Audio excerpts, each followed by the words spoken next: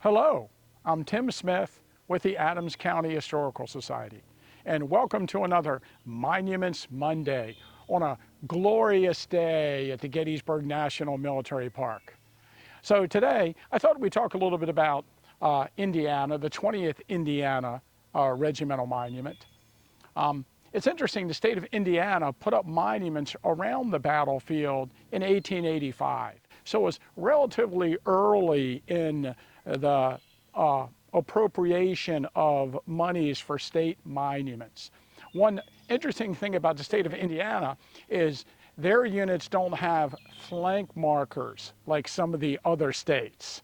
So we have a vague idea of where they say the right flank of their unit was positioned and where the left flank of the unit was positioned at a given time in the battle. And it would really be helpful for this particular monument, because we would see maybe if they thought they were initially placed here or initially placed in this direction. But so I don't think any of the Indiana units have flank markers when you look around the battlefield. Now, the 20th Indiana Infantry, their colonel was John Wheeler from Crown Point, Indiana.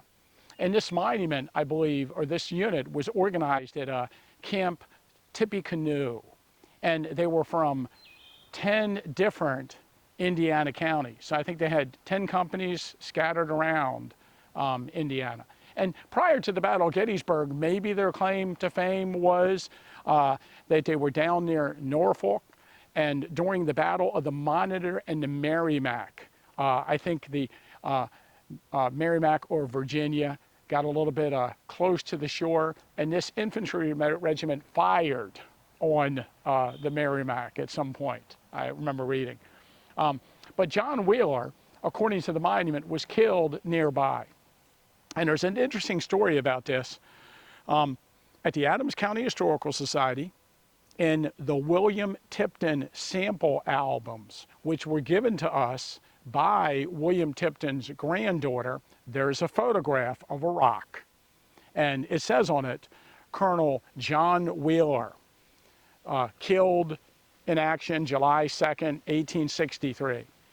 And years ago, when I first started going to the Adams County Historical Society, even before I was a volunteer there, I noticed this image in the collection.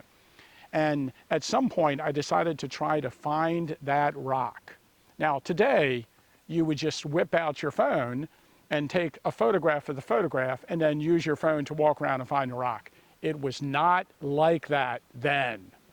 I had to get a copy stand.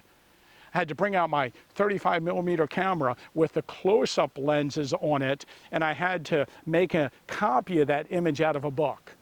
And then after you use all the film in your camera, you would take it to a special place and they would send it away. And then you wait a few days and they would send the pictures back.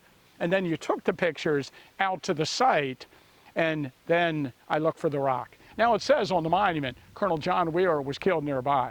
And sure enough, the rock that appears in the photograph is right over here. And the angle of the image is looking directly at that rock.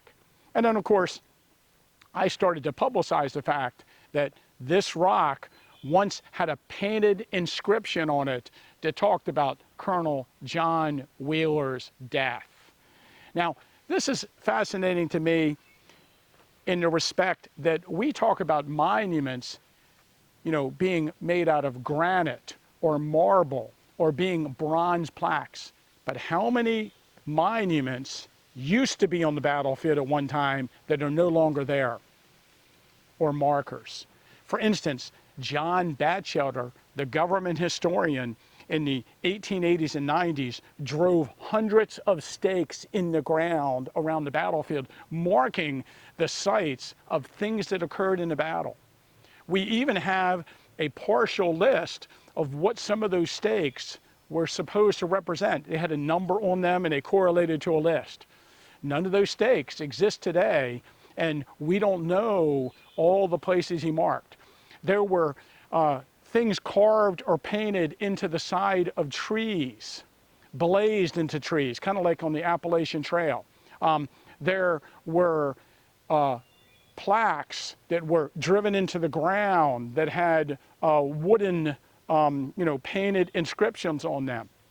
And so at one point, there were dozens of these things around the battlefield that you could look at that directed your attention to a spot. But I guess looking back on it, we are fortunate that early on, the Gettysburg Battlefield Memorial Association came up with a set of rules to make sure that the actual regimental monuments were made out of marble or granite or bronze, materials that would last for hundreds of years. Well, if you like our Monument Mondays content, please like and subscribe our channel.